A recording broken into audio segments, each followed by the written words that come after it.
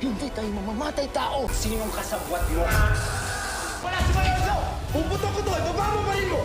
Hinamon ni General Arevalo na magpatigas pa si Moises at titignan nila kung paninindigan pa rin niya ang pagmamatigas niya kung dadalhin niya sa kanya ang bangkay ni Mang Estong at Grace.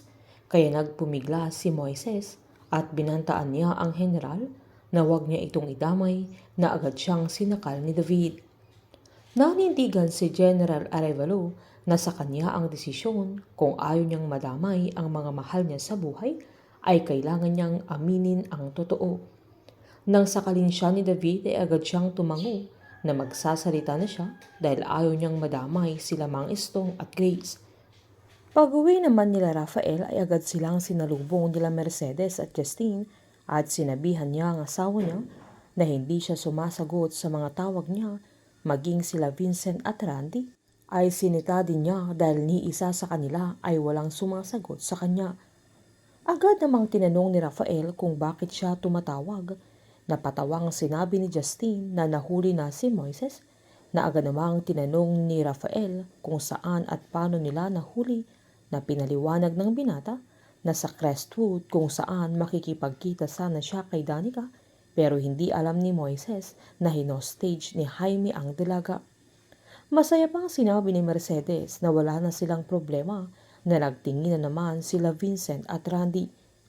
Nagpanggap naman si Rafael na masaya siya sa binalita nila at agad niyang tinanong kung saan siya na-detain, na agad namang sinabi ng anak niya na bahala na sila General Arevalo kay Moises, kaya nag-alala si Rafael.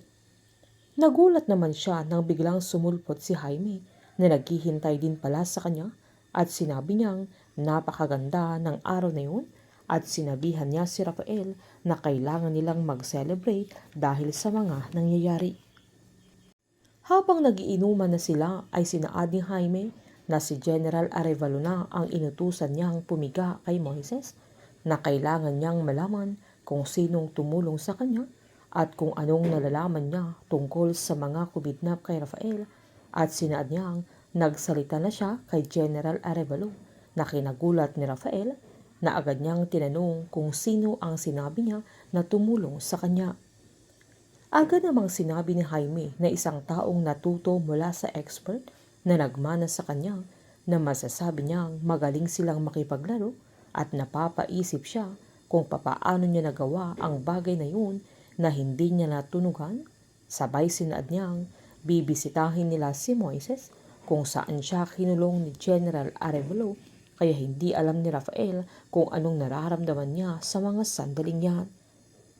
Nang makarating na sila ay duguan ang bunganga ni Moises at nakaposas pa ito, na nagulat siya nang kasama nila Jaime at General Arevalo si Rafael. Sinabihan ng general ang binata na hindi man lang siya babati, lalo't presidente at justice secretary na ang dumadalaw sa kanya. Sinabihan siya ni Jaime na wala siyang hustisyang matatanggap mula sa kanya, na nagtitigan naman sila Rafael at Moises. Giniit pa ni Jaime na buhay pa siya hanggang sa mga sandaling yun, dahil hanggang sa mga sandaling yan ay hindi pa niya inaamin at sinasabi ang buong katotohanan. Naawang-awa naman si Rafael kay Moises, pero wala siyang magawa at kinakabahan din ito dahil sa inamin na ni Moises ang buong katotohanan, pero hindi pa niya alam kung sino ang binanggit ni Moises na pangalan. Sinaad ni Moises na inamin na niya ang totoo kay General Arevalo, na ang dating Pangulo na si Eleazar Sagrado ang tumulong sa kanya at mismong tauhan niya ang nagtakas sa kanya sa hospital, sabay tingin kay Rafael.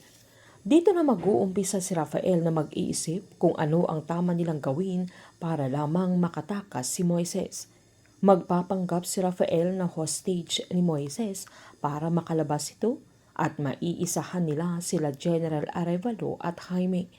Painit ng painit ang mga tagpo, sabay-sabay po nating subaybayan ang advance episode ng Pamilya Sagrado dito lamang po sa aking channel. Patuloy lamang po manood at mag-subscribe para ma-update po kayo sa mga susunod na episode. Marami pong salamat.